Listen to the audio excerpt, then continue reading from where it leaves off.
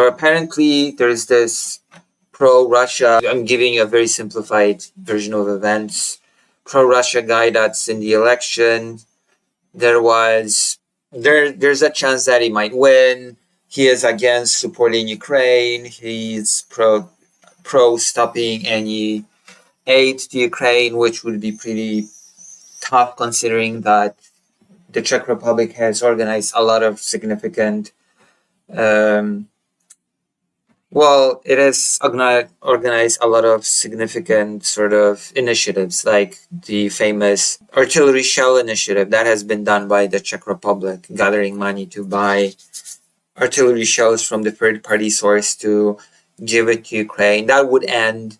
And the same guy candidate says that he also wants to normalize relations with Russia, which is also always a red flag, or even more than a red flag to me. The worst of the worst. But from what I can see here, it might not end that way because of the beauty of infighting, I guess. It's a thing. So I guess fragmented Czech opposition could hand government a narrow path to second term.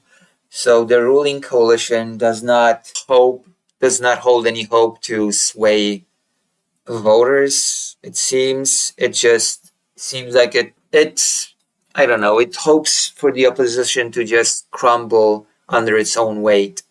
3 months before Czechs vote in parliamentary elections, a quiet shift in polling suggests Prime Minister Petr Fiala's governing coalition might cling to power, not by overtaking populist ex-premier Andrej Babis, but by watching his would-be allies collapse below a key support threshold. A new survey by pollster Stam has given the Czech government a surprising boost.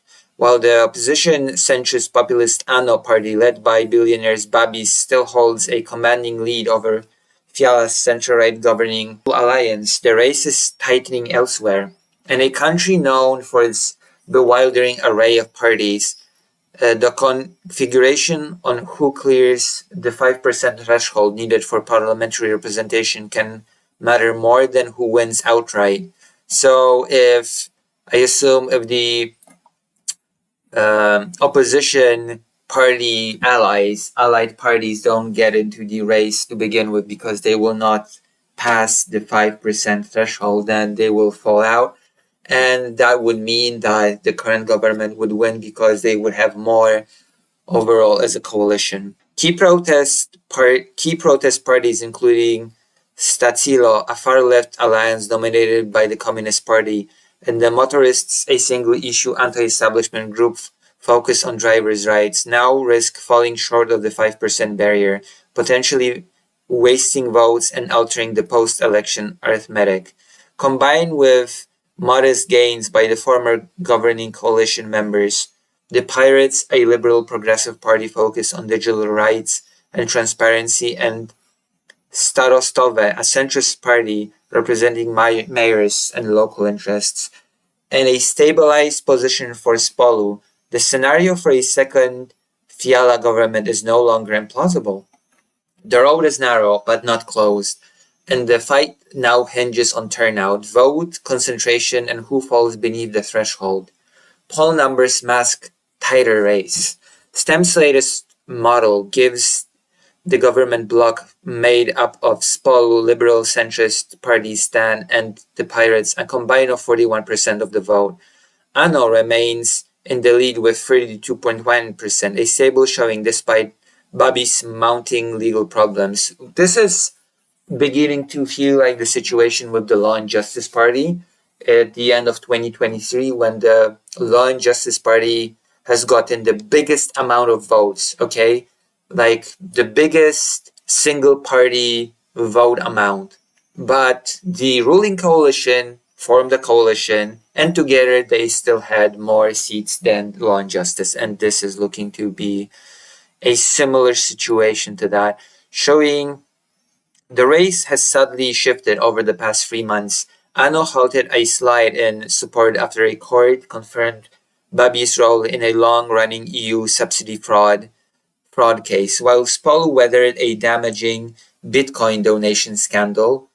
that briefly stalled its recovery. Behind the headline figures, polls of polls data compiled by Aktualne reveals that underlying volatility. If protest parties Stacilo or the motorists fall below the 5% threshold, their votes are discarded, potentially handing seats to parties that clear it. That risk now appears real. For the first time in months, the governing bloc looks within reach of a parliamentary majority if the protest vote fragments further. Babi's allies leaking votes. See, this is the problem. This guy's party has a huge amount of votes, but the people that are looking to ally with him in coalitions or something like that, they just might not pass the threshold, or even parties that don't ally with them won't pass the threshold, and then the votes will just be given to, the far left protest alliance Stacilo is polling close to the 5% threshold, but recent polls show it drifting lower. With roots in the post-communist and other anti-establishment currents, the group risks being locked out of the parliament entirely, which happens. It happened in Poland as well in the past. The moderates, led by controversial MEP Filip Turek, are currently at 4.6% after weeks of damaging allegations involving domestic abuse, of course. Prizaha Oath, a centrist populist party founded by former police investigator Robert Slachta, is polling around 2%. Sogdem, once the main party of the Czech center left, has fallen even further. Czechia's electoral system uses proportional representation with a 5% threshold. If a party fails to meet it, all its votes are wasted, benefiting the remaining parties in proportion to their share. The more the opposition fragments across parties that don't make the cut, the more likely it is that Babis could find himself short of a majority, because even if his party alone gets a lot of votes, then it doesn't change the fact that if he has no allies to form a coalition with, then the other coalition will simply overtake him. It's simple. It is what happened in Poland. Poor conditions.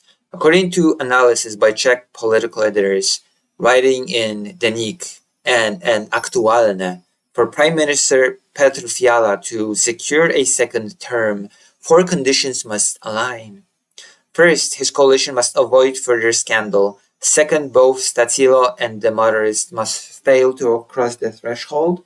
Third, Spolwood needs to regain ground and expand its vote share. And fourth, turnout among centrist and liberal voters must rise significantly. Paradoxically, Babis may actually help Fiala if he persuades disillusioned supporters of smaller parties to abandon them and back Ano directly. As Jan Tvidron of Deník observed, paradoxically, Ano's campaign might help the government if Babis convinces small party voters to back him directly. Higher participation, meanwhile, reduces the chances of minor protest parties squeezing in. If Stacilo fails, the opposition's total drops, noted Michal Janko in Aktualne. So there we go. This is the good news that I have for the end of this stream. There still is a danger of a government that will be anti-Ukraine, that will be anti-aid, that will be, quite frankly, pro-Russia. But it looks like the tide is shifting and that they just might not have enough to have the majority in the parliament, which would be a preferential outcome, okay? Or more like preferred, not preferential, preferred. It would be a preferred outcome, at least by me.